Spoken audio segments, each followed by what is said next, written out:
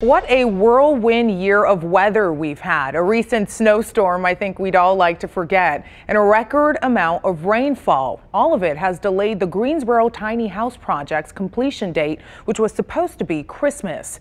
WFMY News 2's Jessica Winters talked to the nonprofit about when they're now expected to finish and where they'll also be expanding to. High Point, Winston-Salem, Burlington, tiny homes are coming for you. That's the goal for the Tiny House Community Development Incorporated. But first, Tiny Homes Greensboro has to finish up.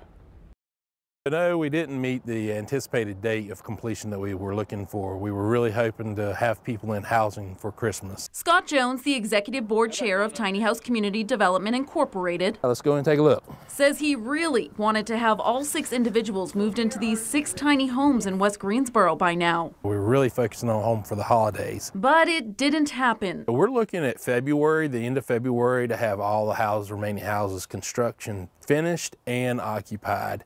That is barring any more unforeseen weather. One formerly homeless person named David already lives in one of the tiny homes. David literally come from living outdoors to having a tiny house to live in. The final touches need to be put on the 5 left. If the weather permits, we'll get all the sidewalks poured with concrete. Then the tiny home community will be getting a lot bigger, building up in not only Greensboro, but all over the Triad. We hope that that's going to be in Burlington and Winston-Salem. And also in High Point on this plot of land off of Hay Street. It may not look like much now, but that'll change come fall. Our High Point site, which is currently under construction, will consist of 10 tiny homes, which will be just a little bit larger in square footage. A tiny idea that turned into anything but. We've come a long ways. We have a lot further to go with a lot more goals to finish.